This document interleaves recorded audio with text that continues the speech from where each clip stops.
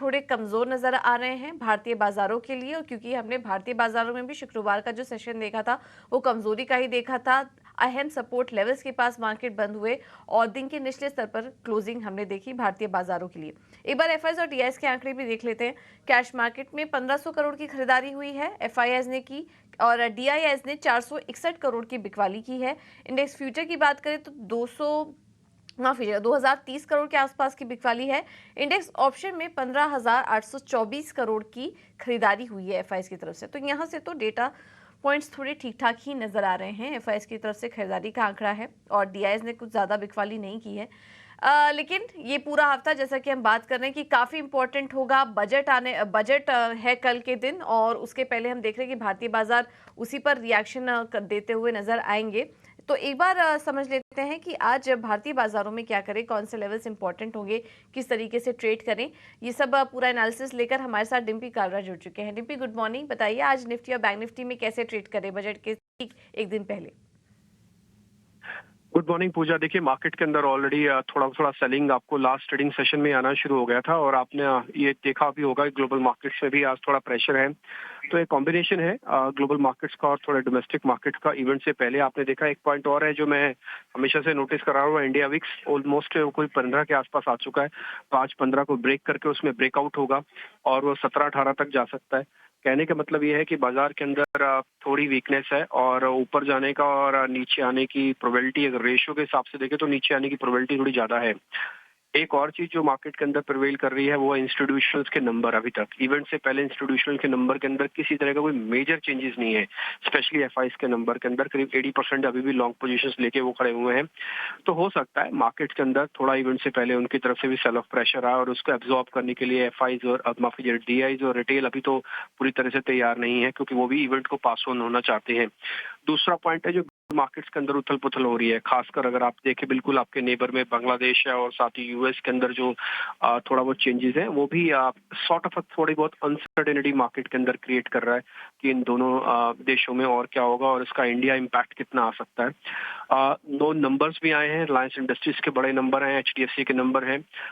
Market उस हिसाब से अगर आप देखें तो उनको नंबर्स को ऑलमोस्ट ठीक ठीक जज कर रहा है। कोई बहुत एक्स्ट्रॉर्डनरी नंबर्स नहीं जिसकी वजह से बाजार बिल्कुल तोड़फोड़ मचा दे। और अगर आप एडीआर्स भी चेक करेंगे तो टिपिकली उनके एडीआर्स भी उतने अच्छे नहीं है। तो कहने का मेरा मतलब है कि मार्केट पूरी तरह से भी रेंज में है। रही बात एफ एंड ओ के डाटा की, तो निफ्टी के अंदर अनवाइंडिंग का प्रेशर आया।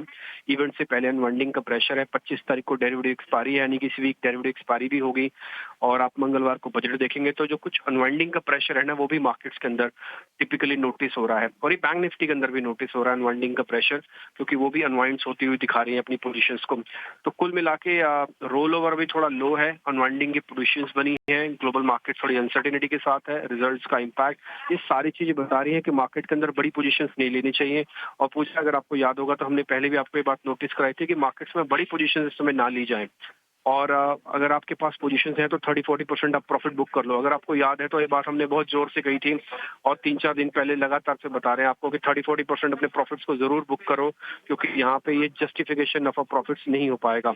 तो एग्जैक्टली आप देखोगे तो आज भी हबल का गैप डाउन होगा। लास्ट ट्रेडिंग सेशन में भी करीब 200 पॉइंट आपने खो दिए, तो आप 300-350 पॉइंट निफ्टी के बचा लेते अगर आप प्रॉफिट बुकिंग करके बैठे होते तो मार्केट के अंदर। और रही बात मार्केट की वैल्यूएशंस की, तो मार्केट पीसीआर के अकॉर्डिंग वो फेयर वैल्यू पे है। एक का पीसीआर करीब निफ्टी का चल रहा है और करीब 1.25 का पीसीआर बैंक निफ्टी का चल रहा है। तो कुल मिला के मार्केट सभी भी एक रेंज में रहेंगे। मैं आपको एक रेंज बताया था, 24,000 मार्केट का एक बहुत इंपॉर्टेंट सपोर्ट है, उससे पहले 24,200 इंपॉर्टेंट सपोर्ट है। तो दो इंपॉर्टेंट सपोर्ट पे मार्केट एक बार रोकेंगे। प्रोबेबिलिटी ये कहती है कि 24,000 तक भी मार्केट को ड्रैग किया जा सकता है। और दूसरा, और ऊपर 24,800 जो रीसेंट हाई बना है वही मार्केट्स का ऑलमोस्ट हाई रहेगा। आते हैं बैंक निफ्टी के लेवल्स पे। बैंक निफ्टी में 52,000 ब्रेक होगा तो 51,800 को टेस्ट करने के लिए इमीडिएटली चले जाएंगे, और एक बार अगर 51,800 ब्रेक होगा तो फिर मार्केट एक मेजर सेल ऑफ की तरफ भी जा सकता है। टिल जब तक 51,800 ब्रेक नहीं होता तब तक मार्केट्स के अंदर पोजीशंस को 30-40% प्रॉफिट बुकिंग करके होल्ड कर सकते हो। आप ट्रेलिंग स्टॉप लॉस लगाना चला सकते हो। नई पोजीशन इस समय नहीं लेनी चाहिए। सामने इवेंट है, विक्स थोड़ा बढ़ेगा, इसलिए इन सभी चीज़ों को ध्यान में रखते हुए फिलहाल अभी थोड़ा दूर रहें और रोल ओवर के नंबर पे भी थोड़ा कमज़ोरी चल रहा है, उतना स्ट्रॉन्ग है नहीं। तो फिलहाल नई पोजीशन के लिए ना है, पुरानी पोजीशन में 30-40% ऑलरेडी आपको बुक कर लेना चाहिए था। अगर नहीं किया तो देन ट्रेलिंग स्टॉप लॉस लगाओ अभी आप और फिलहाल अभी इंडेक्स से दूर रहो, इंडेक्स से बहुत बड़ा पैसा नहीं बनेगा। Thematic, stock specific, budget oriented themes के साथ ही आप चलेंगे तो ज़्यादा ठीक रहेगा। ठीक है, बहुत बहुत शुक्रिया डिम्पी आपका ये पूरा एनालिसिस करने के लिए। तो बड़ी पोजीशन लेने की सलाह नहीं है, नई पोजीशन लेने वाले फिलहाल बाजार में एंट्री नहीं करें। जो एग्जिस्टिंग पोजीशन वाले हैं थोड़ा थोड़ा प्रॉफिट अपना बुक करते चले, क्योंकि काफ़ी सारे इवेंट्स हैं इस पूरे हफ्ते। अर्निंग्स हैं, एक्सपायरी है, बजट है, ग्लोबल इवेंट्स भी काफ़ी सारे इस बीच हम देखेंगे, वहाँ से भी इम्पैक्ट दिखेगा बाजार पर। तो ये काफ़ी सारे इवेंट्स हैं जिस पर कि हमारी नज़र बनी रहेगी और इसका इम्पैक्ट भी बाजार पर दिखेगा। ये कुछ रेंज आपको बता दी है निफ्टी के लिए अहम, जो अब सपोर्ट लेवल्स निकल कर आ रहे हैं वो 24,400 के आसपास के हैं। ये बैंक निफ्टी के लिए है, अभी भी 52,200 के ऊपर है। जब तक 52,000 के ऊपर रहता है तब तक चिंता करने वाली बात नहीं है, लेकिन ये लेवल्स अगर टूटे तो फिर एक बड़ी बिकवाली यहाँ पर बाजार में आ सकती है। तो इन लेवल्स पर नजर रखिए, अनवाइंडिंग का प्रेशर बना रहेगा, संभल के ट्रेड कीजिए इस पूरे हफ्ते बाजार में। ये है सलाह आपके लिए। आगे बढ़ते हैं और हमारे साथ बाजार पर एक और रणनीति देने के लिए नितिलेश पावस्कर जी जुड़ चुके हैं। नितिलेश जी, थैंक यू सो मच इटीना स्वदेश को समय देने के लिए। तो काफी इंपॉर्टेंट हफ्ता रहने वाला है ये भारतीय बाजारों के लिए। आज की शुरुआत आप कैसे देख रहे हैं और किन शेयरों में ट्रेड करें, ये भी बताइए। Good morning. देखो, लास्ट सेशन में भी जैसे हम लोगों ने डिस्कशन किया था कि जो भी आपका लॉन्ग है उसके लिए 24,600 से आपका स्टॉप लॉस होना चाहिए और उसी लेवल के नीचे मार्केट अभी ट्रेड कर रहा है। मुझे लग रहा है ये वीकनेस है वो थोड़ा सा और बढ़ सकती है। आगे सामने बजट है तो इस वजह से क्वांटिटी को आपको भी ध्यान में रखना पड़ेगा। थोड़ा सा बजट के समय पे लाइट अगर हम लोग जाएंगे तो अच्छा होगा। तो मेरे हिसाब से लग रहा है कि अगर हम लोग 24,400 के नीचे सस्टेन होते हैं तो एक बार हम लोग 24,200, 150 ये लेवल्स भी आज के दिन देख सकते हैं। तो वेट एंड वॉच करना पड़ेगा। हड़बड़ाहट में कोई कैप डाउन में कोई भी बड़ा पोजीशन नहीं बनाना चाहिए क्योंकि सामने इवेंट है। तो वेट एंड वॉच वाला सिचुएशन होगा। और दूसरी चीज अगर हम लोग देखेंगे तो स्टॉक स्पेसिफिक में मैं कम स्टॉक के साथ जाना चाहूंगा। लास्ट शो में भी मैंने 2 स्टॉक से रिकमेंड किए थे, वहां पे टारगेट हुआ और मुझे लग रहा है कि आज भी एक अच्छा खासा मौका है, वहां पे हम लोग शॉर्ट क्रिएट कर सकते हैं। मुझे लग रहा है कि ऑरो फार्मा, थोड़ा सा फार्मा सेक्टर में एक प्रॉफिट बुकिंग या फिर करेक्टिव मूवमेंट हमें देखने को मिल सकती है। तो ऑरो फार्मा के साथ मैं जाना पसंद करूंगा।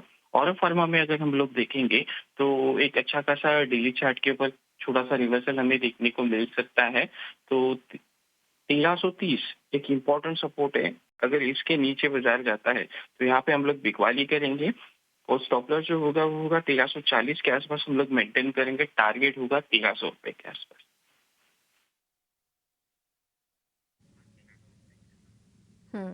ठीक है, तो ये है सलाह। औरोबिंदो फार्मा में तेजी बिकवाली करने की सलाह है नितिलेश जी की तरफ से। तो यहाँ पर नज़र रखिए और 1300 के लेवल्स यहाँ पर देखने को मिल सकते हैं। ये देखिए हमारे एक्सपर्ट भी काफ़ी कॉशियस ट्रेड यहाँ पर देख रहे हैं नितिलेश जी की तरफ से। आज केवल एक ही ट्रेडिंग आइडिया निकल कर आए हैं।